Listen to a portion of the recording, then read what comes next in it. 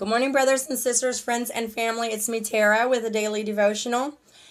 And it is March 9th, 2015. Our devotional song is Learning to Be the Light. I don't know the words to all of it, only like the chorus, but it was a song I listened to a lot in our discipleship house, the discipleship house I was staying at the Rock Ministry in Modesto. And Jackie, she's an angel, she played the song all the time, and it's just a reminder. So enjoy.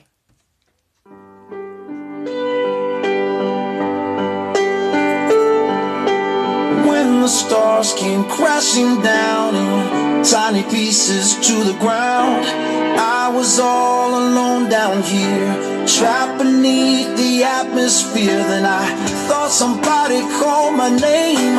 I spun around and caught a flame. I gave into a God I didn't know. Now everything is falling into place. A brand new life is calling, and I owe it all to grace. It's so much better living in your world. Say me what you did for me. You gave me something I want everyone to see. When we stumble and it all goes wrong, only you can make it right. So I say, oh, oh, oh, oh, oh. I'm learning to be the light. Whoa, whoa. I'm learning to be the light. Whoa, whoa. When a heart is cold as ice, you can't melt it with advice. No one wants to listen to a list of things they shouldn't do. So I build a city on a hill, and I light a candle on the sill, knowing you'll be always knocking at the door. Oh God, I just wanna love on everyone. All I have is yours to give, so let the people come. There's so much better living in your world. Say me what you did for me. You gave me something I want everyone to see. When we stumble and it all goes wrong, only you can make it right. So I say, oh, oh, oh, oh, oh. I'm learning to be the light. Whoa, whoa.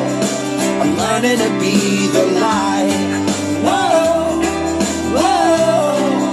I'm learning to be the light that makes the shadows hide, the light that breaks the curse of pride, the light that takes the weary in its arms. When it all came crashing down, there was only darkness all around, but in the distance I could see a flame.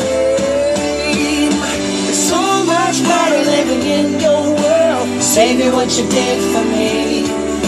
You gave me something I want everyone, everyone to see.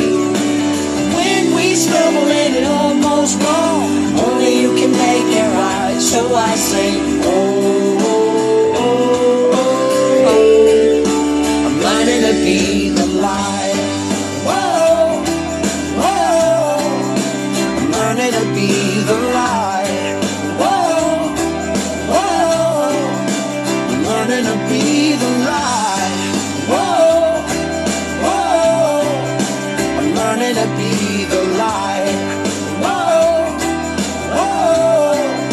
I'm learning to be the light. Amen. Love that song. I'll turn this off. So this is like the 6th time I've tried to do this today. I could not pick devotional song to save my life. And then I remembered that one. And it always was so uplifting. And it reminds me that it is our job as the redeemed to go out and tell people about the love of God, about what Jesus did for us. And so, with that said, be the light. Bright, shiny. Let them see how much Jesus loves them through you. March 9th, Jesus is betrayed. And I never say this garden right. Gethsemane. Then Jesus brought them to the garden grove, Gethsemane, and told them to sit down and wait while he went ahead to pray. He took Peter with him, and Zebedee's sons, James and John, and began to be filled with anguish and despair. Then he told them, "My soul is crushed with horror and sadness to the point of death. Stay here, stay awake with me." He went forward a little and fell face downward on the ground and prayed, "My Father, if it is possible, let this cup be taken away from me, but I want your will, not mine." Then he returned to the 3 disciples and found them asleep. "Peter," he called, "couldn't you even stay awake with me 1 hour? Keep alert and pray. Otherwise, temptation will overpower you. For the spirit indeed is willing, but how weak the body is." Again he left them and prayed, "My Father, if this cup cannot go away until I drink it all, your will be done." He returned to them again and found them sleeping, for their eyes were heavy.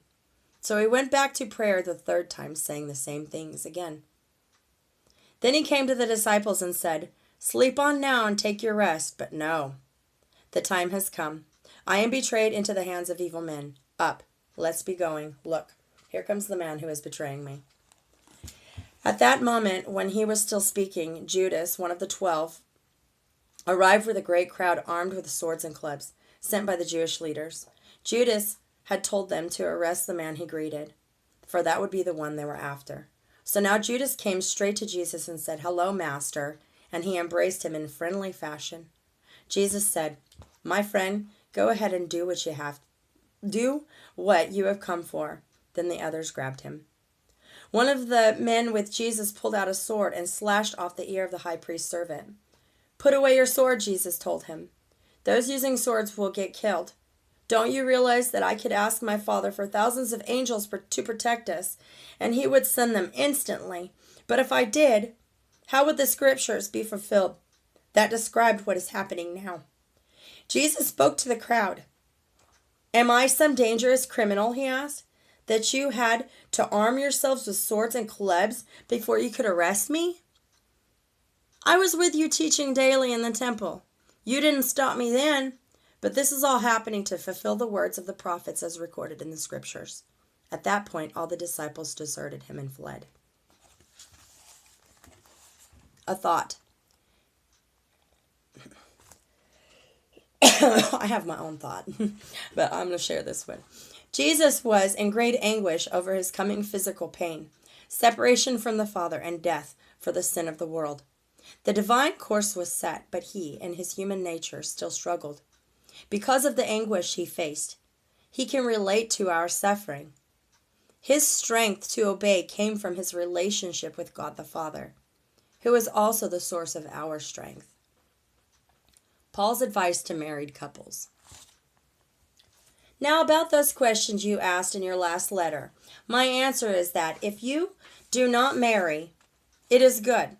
But usually it is best to be married, each man having his own wife and each woman having her own husband, because otherwise you might fall back into sin.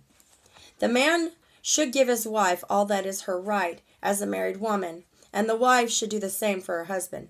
For a girl who marries no longer has a full right to her own body, for her husband then has his rights to it too.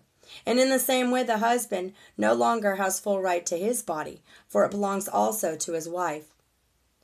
So do not refuse these rights to each other.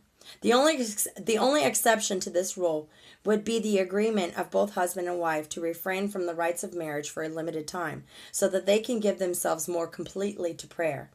Afterwards, they should come together again so that Satan won't be able to tempt them because of their lack of self-control. I'm not saying you must marry, but you certainly may if you wish. I wish everyone could get along without marrying, just as I do. But we are not all the same. God gives some the gift of a husband or wife, and others he gives the gift of being able to stay happily unmarried. So I say to those who aren't married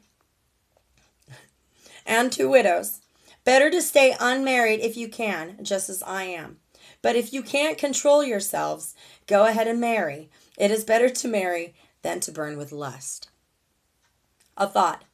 Sexual temptations are difficult to withstand because they appeal to the normal and natural desires God has given us. Marriage is meant, in part, to satisfy these natural sexual desires and to strengthen the partners against temptation. Married couples have the responsibility to care for each other. Therefore, husbands and wives should not withhold themselves from one another, but should fulfill each other's needs and desires. Proverbs for today, 11:1-3. The Lord hates cheating and delights in honesty. Proud men end in shame, but the meek become wise. A good man is guided by his honesty. The evil man is destroyed by his dishonesty. Be blessed. I am.